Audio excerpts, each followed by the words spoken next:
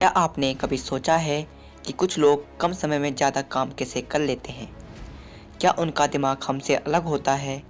असल में फ़र्क अक्सर दिमाग की क्षमा में नहीं, बल्कि दिमाग को इस्तेमाल करने के तरीके में होता है। हमारा दिमाग लगातार इन्फॉर्मेशन, इमोशन और डिस्क्रेशन को प्रोसेस करता रहता है, और अगर हम उसे सही तरीके से इस्तेमाल करना सीख जाए तो हमारी फोकस, लर्निंग और प्रोडक्टिविटी बेहतर हो सकती है।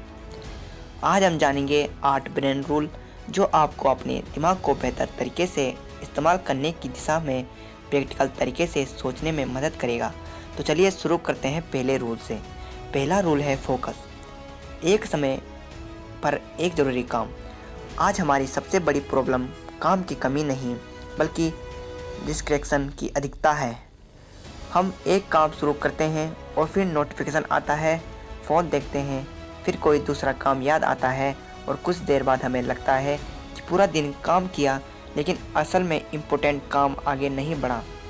इसलिए जब कोई ज़रूरी काम कर रहे हो तो कुछ समय के लिए सिर्फ उसी काम पर ध्यान दें। एक छोटा सा सवाल खुद से पूछिए, अभी मेरे लिए सबसे ज़रूरी काम क्या है, और फिर उसी पर ध्यान लगाइए। फोकस का मतलब घंटों लगातार काम करना नहीं।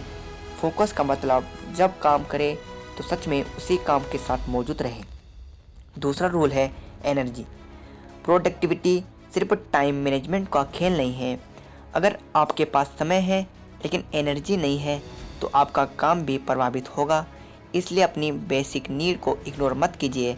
पर्याप्त नींद, नियमित फिजिकल एक्टिविटी, अच्छा खाना और ब्रेक अपने ओवरऑल फंक्शनिंग के लिए महत्वपूर्ण है। सोचिए, आपका दिमाग एक बैटरी की तरह है। अगर बैटरी लगातार लो है तो आप कितना भी अच्छा प्लान बना लें, उसे एग्जीक्यूट करना मुश्किल होगा। इसलिए सिर्फ यह मत पूछिए मेरे पास कितना टाइम है, कभी यह भी पूछिए मेरे पास आज काम करने के लिए कितनी एनर्जी है। तीसरा रूल है इमोशन।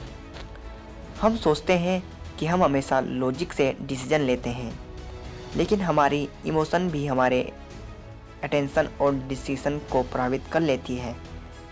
जब हम बहुत ज़्यादा एनर्जी, वरीड या स्ट्रेस होते हैं तो छोटी सी प्रॉब्लम भी बहुत बड़ी लगने लग सकती है। इसलिए अगली बार जब कोई मुश्किल सॉल्यूशन आए, तुरंत रिएक्शन देने की बजाय कुछ सेकंड रुकिए। खुद से पूछिए, मैं अभी क्या महसूस कर रहा हूँ और क्या मुझे इसी इमोशन में डिसीजन लेना चाहिए। इमोशन को दबाना ज़रूरी नहीं है, उसे पहचानना, उसके बावजूद सोच समझकर एक्शन लेना ज़्यादा यूज़फुल रहेगा। चौथा रूल है रेस्ट। कई लोग सोचते हैं कि ज़्यादा काम करने वाले व्यक्ति ही सबसे प्रोडक्टिव होते हैं, लेकिन लगातार काम करते रहना हमेशा बेहतर प्रोडक्टिविटी नहीं देता। हमारे दिमाग को भी रिकवरी का समय चाहिए। इसलिए काम के बीच छोटे ब्रेक लेना, पर्याप्त आराम करना और सोने का सही रूटीन रखना महत्वपूर्ण है। याद रखिए, रेस्ट समय बर्बादी की नहीं है। सही रेस्ट आपको अगला काम बेहतर तरीके से करने में मदद कर सकता है। पांचवा रूल है लर्निंग। आपका दिमाग सीखने की क्षमता रखता है। जब आप कोई नया स्किल सीखते हैं, किसी प्रॉब्लम को नए तरीके से समझते हैं या किसी विषय पर लगातार प्रैक्टिस करते हैं तो आपने अपने नॉलेज और एबिलिटी को विकसित कर रहे होते हैं। लेकिन लर्निंग का मतलब सिर्फ किताब पढ़ लेना नहीं है। असल लर्निंग तब होती है जब आप सीखी हुई चीज़ को समझते हैं और उसे प्रैक्टिकली इस्तेमाल करते हैं। इसलिए हर दिन खुद से एक सवाल पूछिए, आज मैं ऐसा क्या सीखा जो कल मुझे थोड़ा बेहतर बनाएगा। छोटी लर्निंग भी लंबे समय में बड़ा फ़र्क ला सकती है। छठा रूल है हैबिट। हमारी ज़िंदगी बहुत बड़ा हिस्सा छोटी छोटी रिपीटेड एक्शन से बनता है। अगर आप रोज़ थोड़ा समय भी किसी यूज़फुल स्किल को देते हैं तो समय के साथ उसका असर बढ़ सकता है।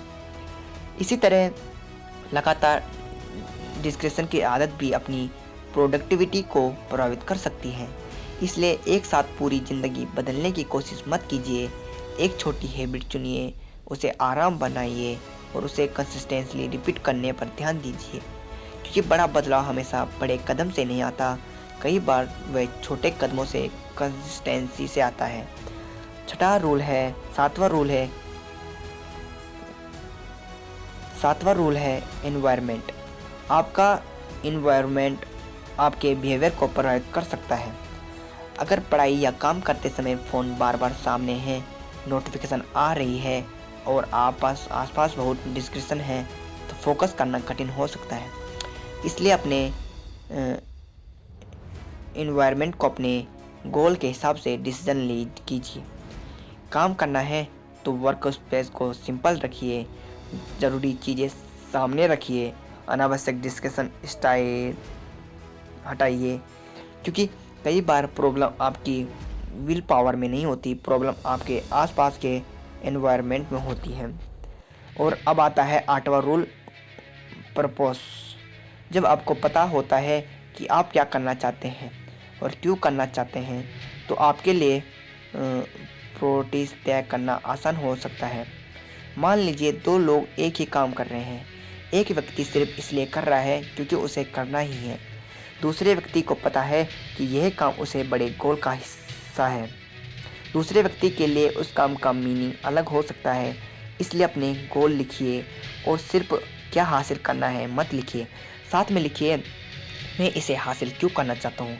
क्योंकि क्लियर पर्पस आपको हर दिन परफेक्ट मोटिवेशन नहीं देगा, लेकिन ये आपको डिस्क्रिप्शन ज़रूर दे सकता है। तो ये थे 8 brain rule: focus, energy, emotion, rest, learning, habit, environment और पर्पस। इन 8 को एक साथ बदलने की ज़रूरत नहीं है। आज सिर्फ एक रूल चुनिए और अपनी ज़िंदगी अप्लाई करने की कोशिश कीजिए, क्योंकि कॉलेज अब तभी वेबल बनती है जब वह एक्शन में बदलती है।